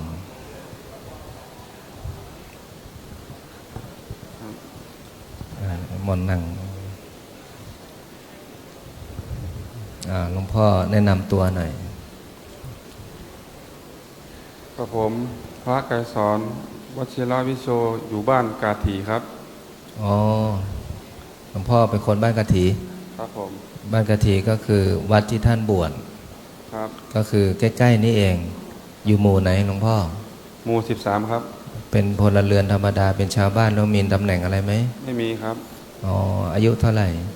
42ครับ หลวงพ่อมาบวชกี่ครั้งละ บวช2ครั้งแล้วครับ ครั้งแรกบวชที่ไหน ครั้งแรกบวชที่วัดบุญเกิดอำเภอดอกคำใต้ครับ อำเภอดอกคำใต้ ตอนนั้นอายุเท่าไหร่ 12ครับ 12บวชเรียนกี่ปี บวชเรียนไป4ปีครับ บวชเรียน4 ปีจบนักธรรมอะไร จบนักธรรมโทครับ แล้วทำไมไม่ต่อนักธรรมเอก ไปต่อไม่ได้แล้วครับ เจอคู่ชีวิตก่อน ครับ เจอคู่ชีวิตต่อก็เลย หยุดแค่นักธรรมโทใช่ไหม ครับ อ๋อโอเค แล้วเมื่อ ผ่านชีวิตมาถึงทุกวันนี้อายุเท่าไหร่นะ 42ปีครับ 42 ปีทำไมถึงคิดบวชในครั้งนี้ ผมก็มาเที่ยววัดบ่อยครับ แล้วก็เจอเห็นโครงการครับ ก็เลยอยากบวชครับ มาเที่ยววัดบ่อยเห็นโครงการภายในวัด ครับ ก็เลยอยากบวช ครับ ความอยากบวชเนี่ยมันเป็นความรู้สึกของเราว่าเป็นความรู้สึกของคนอื่น รู้สึกของเราครับ ตอนที่เราอยากบวชเรารู้สึกยังไง ความรู้สึกนั้นน่ะ รู้สึกดีใจครับ ดีใจที่มีโครงการ ครับ แล้วเรามาสมัครที่ไหน สมัครโดยตรงเลยครับ มาที่วัดเลย มาที่วัดเลยครับ พ่อรู้ไหม รู้ครับ แม่รู้ไหม รู้ครับ ภรรยารู้ไหม รู้ครับ มีบุตรไหม มีบุตร2 คนครับ ผู้หญิงผู้ชาย หญิง1ชาย1ครับ อ๋อต่อไปผู้ชายก็เอามาเป็นลูกศิษย์ต่อมาบวชต่อนะครับ ผม เนี่ยเห็นไหมพ่อมาแล้ว ลูกก็จะตามมาเห็นไหมเป็นสิ่งที่น่าอนุโมทนานะหลวงพี่หลวงพ่อนะแล้วบ้านอยู่ใกล้โดยหมู่ไหนนะ หมู่13ครับ หมู่13นะครับ ผม หมู่13เดี๋ยวต่อไปพระอาจารย์อาจจะส่งพระวัดม่อนไปอยู่วัดกาถีเราก็ดูแลด้วยนะภายภาคหน้าถ้าเนนพระอาจารย์อายุ20 ปีบวชแล้วอายุ5 ปีนะสามเณรกุนเชียงนะจะส่งไปเป็นเจ้าวาดนะเนี่ยกุนเชียงอยู่นู่นอันนั้นก็เป็นเด็กบ้านกะถีกุนเชียงเราได้อะไรจากการบวชในครั้งนี้ ได้ความรู้ครับ ได้ความรู้ ความรู้หลายๆอย่างครับ ได้ความรู้หลาย ๆ อย่าง ได้ความอดทนไหม ได้ความอดทนมากเลยครับ เราเคยนั่งสวดมนต์เป็นชั่วโมง2 ชั่วโมงแบบนี้ไหม ไม่เคยครับ เราเคยเดินจงกรม2 ระยะที่ผ่านมาเมื่อวานไหม ไม่เคยครับ เราเคยนั่งปฏิบัติกรรมฐานเจริญจิตตภาวนากำหนดพุทโธแบบนี้ไหมที่บ้าน ไม่เคย แล้วบวช4 ปีไม่เคยเหรอ ไม่เคยครับ ไม่เคย ถือว่าครั้งนี้ได้รับความอดทนใช่ไหม ครับผม ความอดทนมาพูดดิ ความอดทน ทำให้คน ทำให้คน เป็นคนดี เป็นคนดี อดทนถึงที่ อดทนถึงที่ ได้ดีทุกคน ได้ดีทุกคน อดทนไม่ถึงที่ อดทนไม่ถึงที่ ไม่ได้ดีสักคน ไม่ได้ดีสักคน อันนี้ให้ยาวหน่อยเพราะบวชมา4 ปีจำได้ไหม ความอดทน ความอดทน ทำให้คน ทำให้คน เป็นคนดี เป็นคนดี อดทนถึงที่ อดทนถึงที่ ได้ดีทุกคน ได้ดีทุกคน อดทนไม่ถึงที่ อดทนไม่ถึงที่ ไม่ได้ดีสักคน ไม่ได้ดีสักคน ถ้าใครถามตอบไปเลยว่าบวชครั้งนี้ได้ความอดทนนะครับ ผม แต่ถ้าจำคติทำได้ก็เอาไปต่อเลยนะครับ เอาสาธุวันสุดท้ายหลวงพี่ชัยเจริญโอ้ชื่อดีเนี่ยหลวงพี่ชัยเจริญวชิระสุจิตโตชัยเจริญ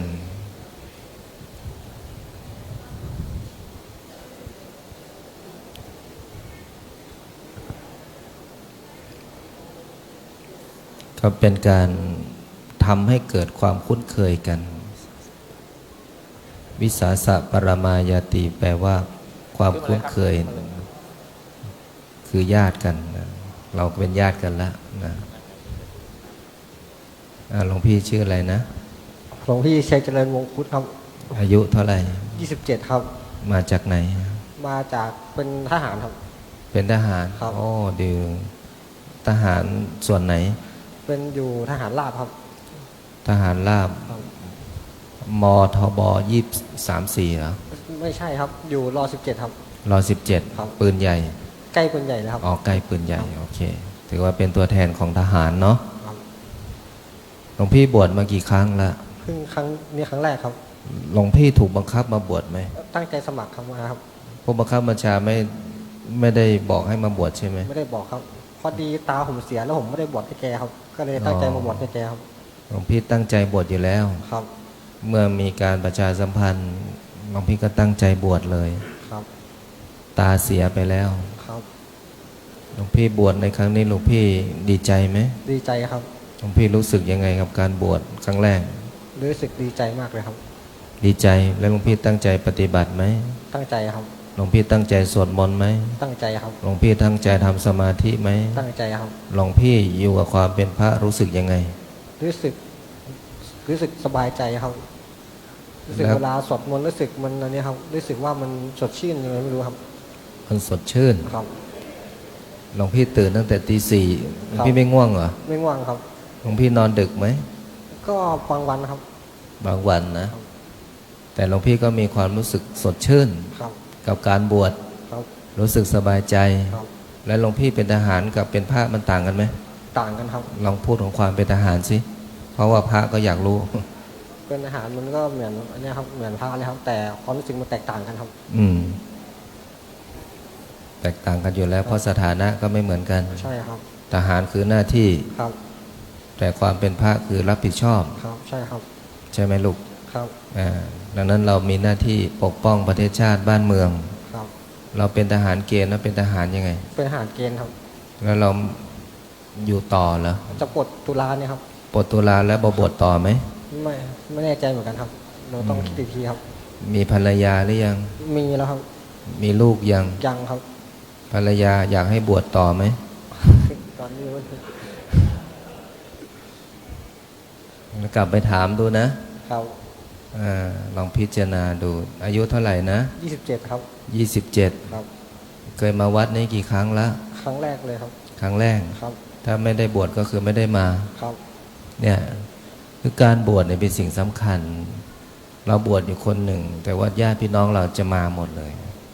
อย่างหลวงพี่พิรัตน์เนี่ยมาทั้งผู้ว่ารองผู้ว่านายอำเภอทั้ง9อำเภอเห็นไหมครับเพราะนั้นการบวชเนี่ยเป็นสิ่งที่ทุกคนยินดี ทุกคนอยากมาและทุกคนดีใจไม่ใช่เฉพาะคนบวชนะครับคนที่ได้บวชคนที่มาร่วมบวชเนี่ยดีใจบางคนดีใจมากกว่าคนที่ได้บวชอีกใช่ไหมหลวงพี่ใช่ครับหลวงพี่ดีใจที่ได้บวช ครับ แล้วหลวงพี่คิดว่าหลวงพี่จะมีครั้งที่สองในชีวิตไหมมีครับมีครับบวชยาวนะครั้งสองอ่ะครับครับครับแบบไม่คิด ต้องไปถามคนที่บ้านก่อนเข้าใจไหมครับต้องถามเขาก่อนนะอย่าทิ้งเขาแต่ว่าถ้าเราได้ทำได้ปฏิบัติธรรมได้เข้าถึงธรรมแล้วเราก็บอกว่าสิ่งที่ดีที่สุดของชีวิตสิ่งที่ประเสริฐที่สุดของชีวิตสิ่งที่เลิศที่สุดของชีวิตและสิ่งที่ทำให้ชีวิตสมบูรณ์ที่สุดก็คือเข้าถึงธรรมใช่ครับเมื่อเราเข้าถึงธรรมเราเข้าใจธรรมเราปฏิบัติธรรมเราอยู่กับธรรมและธรรมจะเป็นเครื่องคุ้มครองรักษาเราเข้าใจไหมหลวงพี่เข้าใจครับนั้นหลวงพี่กลับไปหลังจากที่ปิดโครงการหลวงพี่ต้องนำคนสวดมนต์ที่บ้านถ้าทำได้หลวงพี่จะมีความสุขเพราะเราสามารถนำธรรมที่เราได้เนี่ยไปนำคนที่บ้านมา5 นาทีสวดมนต์5 นาทีทำสมาธิ5 นาทีแผ่เมตตาอย่างน้อยวันละ15 นาทีแต่ถ้าเราทิ้งไปเลยเนี่ยมันก็ไม่เกิดผลอย่างต่อเนื่องนะถ้าพวกเราไม่ทิ้งนำไปปฏิบัติอย่างที่พระอาจารย์สอนเนี่ยสอนให้พวกเรารู้แต่ไม่สามารถทำให้พวกเราเข้าถึงได้รู้ว่านั่งแบบไหนรู้ว่าเดินแบบไหนรู้ว่าความเป็นพระคืออะไรรู้ว่ากำหนดแบบไหนรู้ขอบเขตของความเป็นพระรู้หน้าที่ของความเป็นพระแต่ธรรมที่จะเข้าถึงจิตของพวกเราต้องปฏิบัติเองนะดังนั้นเมื่อพวกเราตั้งใจปฏิบัติเราจะเข้าถึงธรรมเองใจดีถึงพระพุทธพูดดิใจดีถึงพระพุทธใจดีถึงพระพุทธใจดีถึงพระพุทธใจบริสุทธิ์ถึงพระธรรมใจบริสุทธิ์ถึงพระธรรมใจปฏิบัติตามถึงพระสงฆ์ใจปฏิบัติตามถึงพระสงฆ์ใจไม่หลงถึงพระนิพพานใจไม่หลงถึงพระนิพพานจำได้ไหมจำไม่ค่อยได้ครับถ้าใครถามว่าบวชแล้วได้อะไรใจดีครับใจดีพอแล้วแค่นี้แหละเข้าใจไหมเข้าใจครับบอกบวชแล้วได้อะไรใจดีแล้วเรายิ้มดิฟันเราก็มีเสน่ห์อยู่แล้วเข้าใจไหมลูกเข้าใจครับถ้าเขาถามแล้วว่าหลวงพี่ไปบวชวัดม่อนได้เลยใจดีแล้วยิ้มให้เขาเลยแต่ถ้าเราไปต่อได้ใจดีถึงพระพุทธใจบริสุทธิ์ถึงพระธรรมใจปฏิบัติตามถึงพระสงฆ์ใจไม่หลงถึงพระนิพพานนะแต่ถ้าต่อไม่ได้ก็สั้นๆบวชแล้วได้เลยใจดีแล้วยิ้มให้แล้วคนที่เห็นรอยยิ้มหลวงพี่จะมีความสุขเข้าใจไหมเข้าใจคนแรกที่ไปก็คือคนที่บ้านก่อนเลยครับเข้าใจไหมเข้าใจครับโอเคนั่งก็พอสมควรแก่เวลานะครับพระอาจารย์ให้พวกเราให้เข้าถึงกันให้มีมนุษยสัมพันธ์มนุษยสัมพันธ์เป็นสิ่งที่ดีต่อความเป็นมนุษย์ปฏิสัมพันธะก็คือความมีอัตยาศัยที่ดีต่อกันพระอาจารย์ไม่รู้หรอกว่าที่มาของพวกเรามาจากไหนแต่พระอาจารย์รู้ว่าพวกเรามาด้วยจิตที่มีความปรารถนาที่จะบวชเนี่ยแล้วพระอาจารย์ก็ไม่รู้หรอกว่าตำแหน่งของพวกเราหน้าที่ของพวกเราทำอะไรมากมาย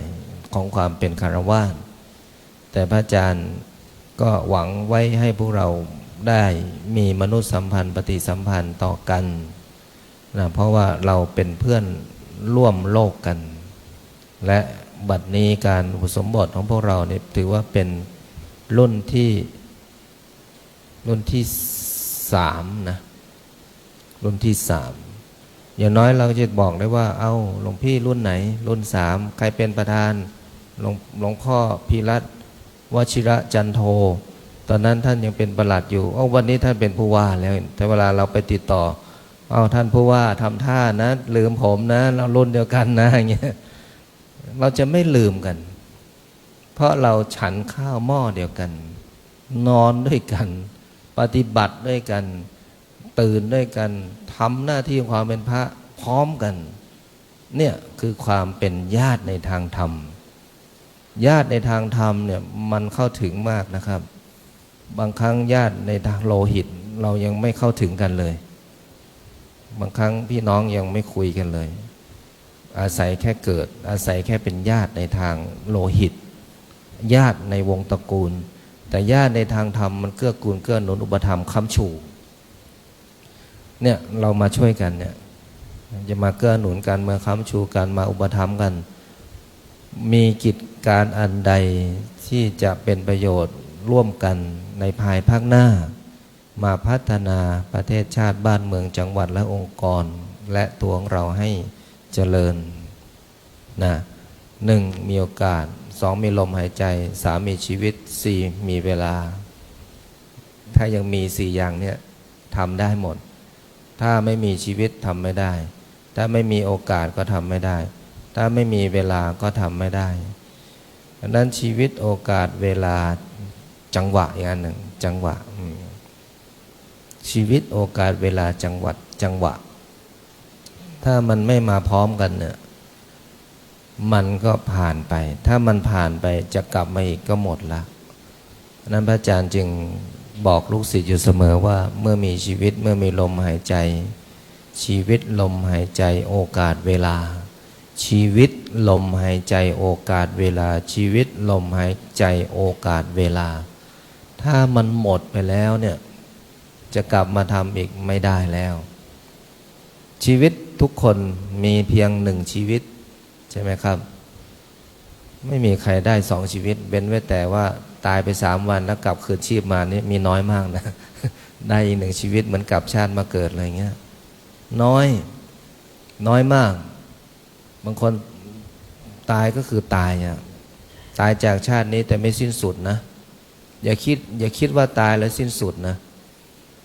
คำว่าตายของคนธรรมดาที่ยังไม่เข้าถึงพระนิพพานเนี่ยมันยังเวียนว่ายตายเกิดแต่ถ้าเราตายแล้วไม่กลับมาเกิดก็คือนิพพานเลยใครจะไปนิพพานบ้างใครจะไปบ้างเดี๋ยวไปช่วยหลวงพี่วรเชษฐ์นะหลวงพี่วรเชษฐ์กำลังจะสร้างเมืองนิพพานจะสร้างที่ไหนยังไงเดี๋ยวต้องปรึกษากับท่านปลัดเพราะต้องให้ท่านปลัดเป็นกำลังเพราะพวกเราจะสร้างเมืองพระอรหันต์เมืองพระนิพพานอาจารย์ทำแล้วแหละทำละใครอยากจะเกิดมานี่ แล้วใครอยากจะไปคือพวกเราเนี่ยมีชีวิตอยู่และมีโอกาสที่ได้ทำและมีลมหายใจอยู่และก็สิ่งสำคัญเวลาที่มันยังมีเวลาอยู่แต่ถ้าเราทำตอนที่เราชีวิตของเรา80-90โอกาสที่จะอยู่ความสำเร็จน้อยมากลมหายใจแม้กระทั่งพยุงตัวเองก็จะไม่ไหวแล้ว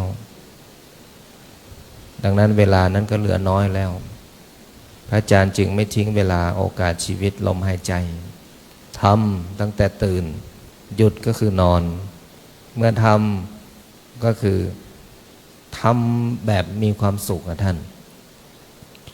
ถ้าทำแบบมีความสุขมันจะเพลิดเพลินคนมาก็มีความสุขเนี่ยอย่างญาติโยมมาเที่ยววัดม่อนพญานาคเนี่ยเขาไม่รู้หรอกว่ากว่าพระอาจารย์จะมีจุดนี้ได้เนี่ยพระอาจารย์ผ่านอะไรมาเขาไม่รู้เขาเห็นความสวยงามเขาเห็นผู้ใหญ่โตอลังการเขาไม่รู้หรอกว่าพระอาจารย์เจอกี่ด่านพระอาจารย์จะต้องผ่านกี่ด่านกว่าจะมีทุกวันนี้ได้ในระยะเวลา4 ปีเนี่ยพระอาจารย์อดทนแค่ไหน พระอาจารย์ต้องอดหลับอดนอนอดกินอดฉันแค่ไหนพระอาจารย์ไม่เคยพูดเราไม่พูดความลำบากแต่เราเห็นความลำบากเข้าใจไหมแต่ถ้าเราพูดแต่ความลำบากเราฟังแล้วรู้สึกยังไงจิตมันหดหู่นะจิตมันหดหู่นั้นพระอาจารย์จะพูดแต่พลังงานที่บวกและให้พวกเราเห็นแต่พลังงานที่ดีเนี่ยสิ่งนี้เป็นพลังงานที่ดีแล้วเมื่อเรากลับมารับพลังงานพวกเราจะมีกำลังใจวันใดที่ท้อวันใดที่เบื่อวันใดที่พวกเราหมดกำลังใจขอให้กลับมาสู่สำนักของพวกเรานะพระอาจารย์ไม่รู้อาจจะจำพวกเราไม่ได้แต่พวกเราจำพระอาจารย์ได้บอกเลยผมรุ่นที่3ครับมีท่านปรัตพิรัตวชิระจันโทเป็นประธานรุ่นพระอาจารย์แค่นั้นจำได้ศิษย์ต้องจำอาจารย์ไม่ใช่อาจารย์จำศิษย์เพราะอาจารย์จำไม่ได้หรอก เพราะทุกวันมากมายนั้นศิษย์ทุกคนอยู่ในความทรงจำความทรงจำที่ดีต่อกันนะก็ขอให้วันนี้เป็นวันที่ดีของอีกการปฏิบัติธรรมของพวกเราพระอาจารย์ขออนุโมทนาในภาคบ่ายที่พวกเราได้สวดมนต์ปฏิบัติธรรมสมาธิได้ฟังธรรมปกิณกะที่พระอาจารย์ได้บรรยายไปจะมีสติปัญญาน้อยแค่ไหนก็ก็ขอให้พวกเราได้รับธรรมะ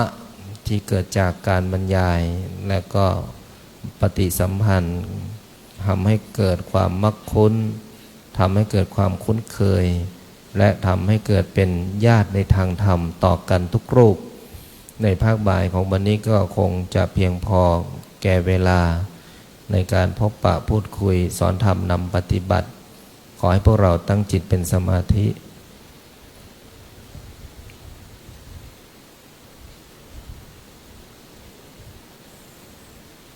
ขออำนาจบุญกุศลที่เกิดจากการสวดมนต์ปฏิบัติธรรมทำสมาธิแผ่เมตตาของพวกเราท่านทั้งหลายบุญใดกุศลใดที่สำเร็จแล้วในวันนี้ขอน้อมถวายเป็นพุทธบูชาธรรมบูชาสังฆบูชาและขอน้อมถวายแด่ครูบาอาจารย์อันมีหลวงปู่ทวดสมเด็จพระพุทธจารย์โตพรหมรังสีครูบาเจ้าศรีวิชัยนักบุญแห่งล้านนาหลวงปู่ดูเจ้าของมนต์มหาจักรพรรดิหลวงพ่อเกษมหลวงพ่อคูณหลวงพ่อเจ้าบุคคลสมเด็จพระพุทธชินวงศ์สมศักดิ์อุปัสสมมหาเถระหลวงตาม้าเป็นที่สุดและขออุทิศน้อมถวายเป็นพระราชกุศลแด่ดวงทิพวิญญาณของอดีตบูรพามหากษัตริย์ทุกสมัยทุกยุคและอาณาจักรภูกามยาวตั้งแต่พ่อขุนจอมธรรมปฐมกษัตริย์พ่อขุนเจียงธรรมิกราชผู้ทรงธรรมที่สุดคือพ่อขุนงำเมืองและอำนาจบุญบารมีทานศีลภาวนาขอน้อมถวายเป็นพระราชกุศลแด่พระบาทสมเด็จพระวชิรเกล้าเจ้าอยู่หัวสมเด็จพระนางเจ้าพระบรมราชินีทั้งสองพระองค์และขออุทิศถวายเป็นพระราชกุศลแด่สมเด็จพระนางเจ้าสิริกิติ์พระบรมราชินีนาถพระบรมราชชนนีพันปีหลวงสมเด็จพระเจ้าลูกเธอเจ้าฟ้าพัชรกิติยาภาพระบรมวงศานุวงศ์ทุกๆพระองค์และบุญกุศลนี้จงแผ่ไปยังพ่อแม่ของพวกเราทุกท่านทุกรูปขอให้คุณพ่อคุณแม่ไม่ว่ามีชีวิตหรือไม่มีชีวิตจงมีส่วนในบุญขอให้ท่านมีความสุขกายสบายใจและบุญกุศลนี้แผ่ไปยังญาติพี่น้องกัลยาณมิตรกัลยาณธรรมของพวกเรา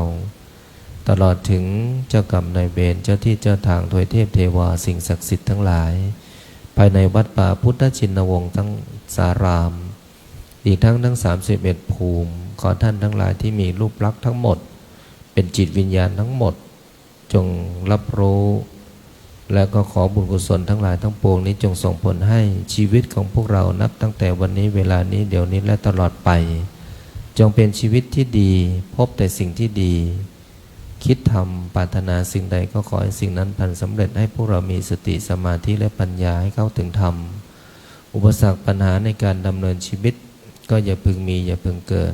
ขอความสุขและความสวัสดีจงมาเกิดมีแก่พวกเราทุกท่านทุกรูปทุกคนเถิดยิมินาบุญญากรรมเมนาอุปัชฌายาคุณุตตราอาจาริโยปการาจาปิตาจายาตากาสุริโยจันทิมาลาจาคุณาวันตานาปิจาพัมมะมาราจาอินทาจาโลกปาราจายะโมมิตามานุสัจจามัญชตาเวริกาปิจาสัม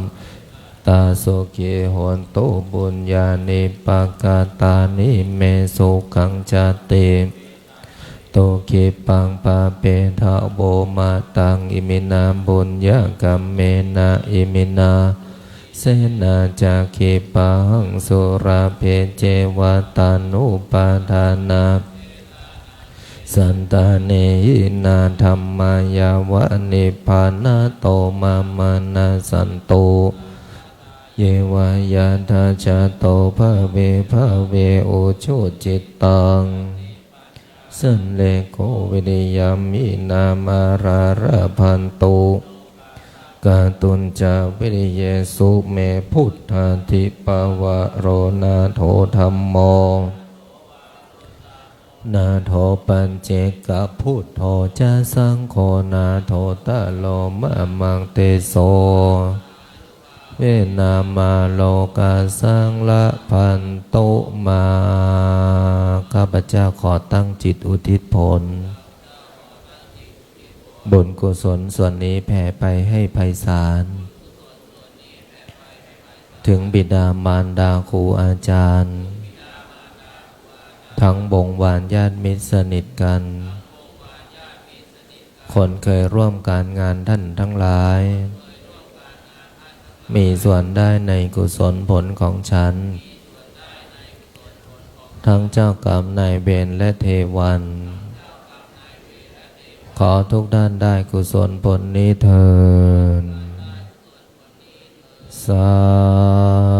ธุสาธุสาธุอนุโมทามิคุกเข่ากับลาพระรัตนตรัยพร้อมกัน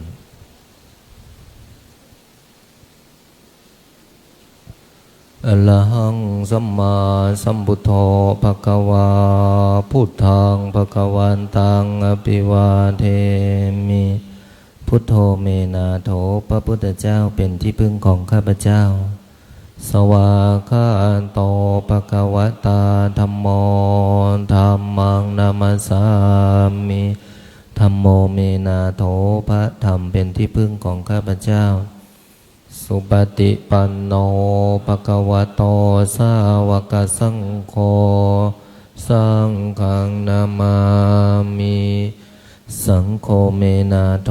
พระสงฆ์เป็นที่พึ่งของข้าพเจ้า